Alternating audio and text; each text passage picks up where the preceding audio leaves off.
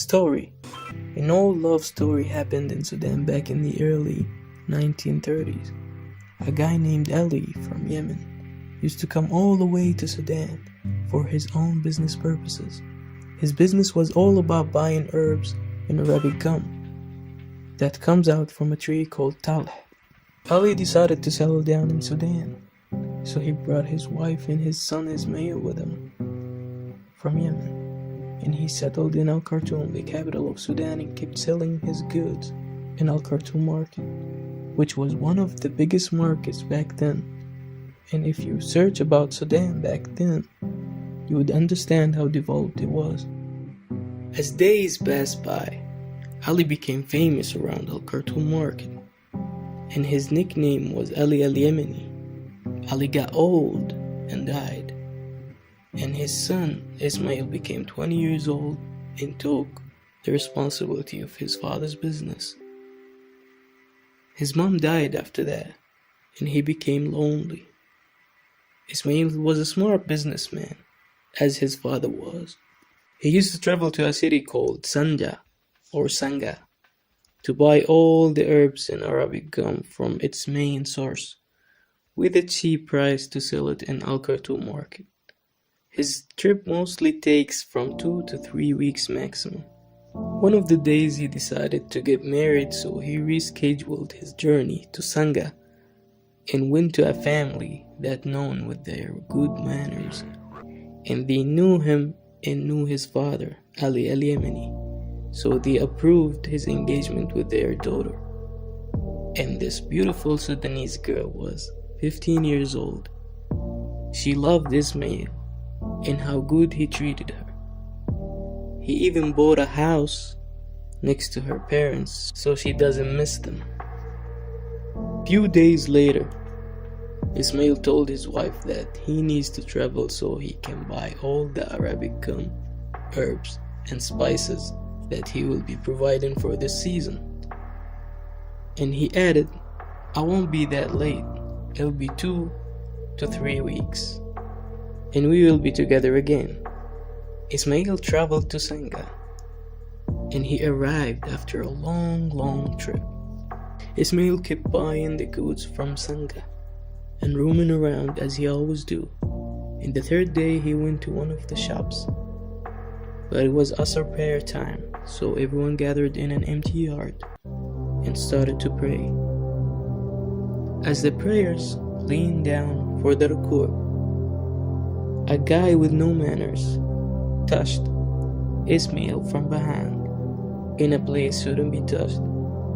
Ismail stopped praying, fearlessly turned and saw that guy staring at him with a nasty look, proudly confirming like, "Oh yeah, I did it. What you gonna do now?" As the anger permeated Ismail's body, searching for a way to fight back, he found an axe next to a shop nearby them. He grabbed the axe and finished that guy with a one hit on his head. All people in Sanga's market gathered and captured Ismail. Then the police came over and took him to the police station, and he confessed about everything happened in the court, so he was sentenced for life in a prison we will know about later on after hearing what happened to Ismail's wife.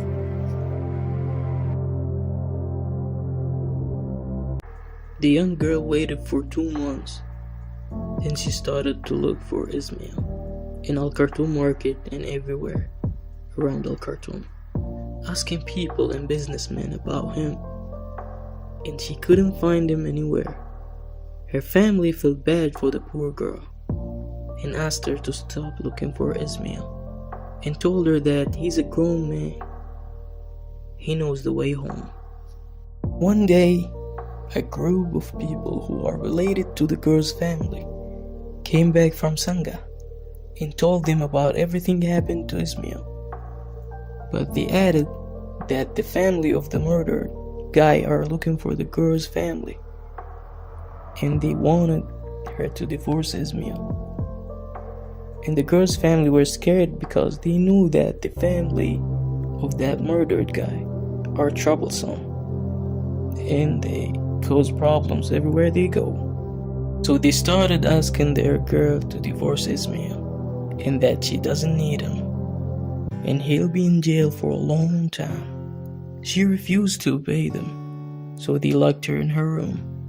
She realized that there is no way for them to let her go, so she made them believe that she gonna leave Ismail for good. And when they were busy, she fled to the bus station and headed to Sangha. She arrived to Sangha after a tiring long journey. She asked around and people told her to head to the police station. She arrived there and asked about that prison and how to head there. Both of the officers laughed and told her to get back to where she came from, and she's still young.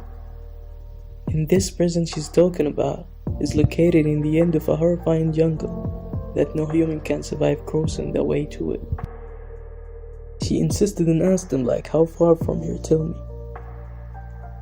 They told her the jungle is 2 days away from here if you were planning to walk.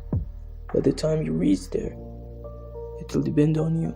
There is no specific time in that jungle, but the prison is in the end of that jungle. She left while they were talking.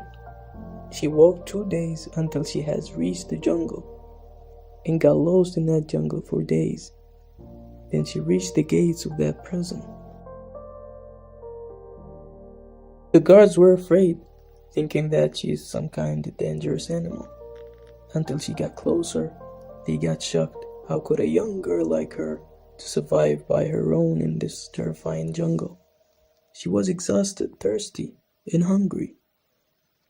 They gave her food and water, as she told them how she was eating and drinking from whatever she sees. She told them about Ismail's story and that she wanted to see him. But they told her she needs to wait until the officer comes by tomorrow morning. She waited in the waiting area. That officer used to work 5 days a week and get back to Al Khartoum whenever he's done working.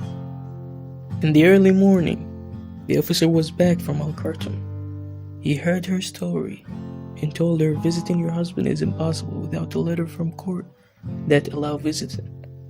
But because you've been through a lot in your journey, I'll go against the law and let you see him. She met the love of her life, Ismail, and told him about everything she'd been through. He said we should file for a divorce.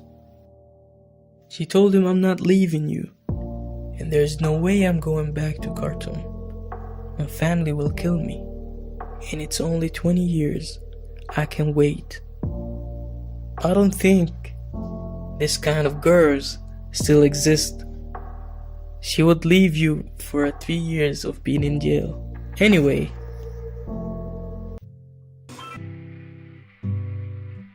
Ismail couldn't find words to say, so they kept flirting and talking until the guards told them that visiting time has ended, and the officer told her that you can't stay in here. I have to ask you to leave, or you could wait until morning. I can send you to Khartoum. She refused and told him, it's none of your business. I'll stay beside the gate and wait for my husband to get out. The girl went outside and gathered some woods and built a tiny house and light up a fire.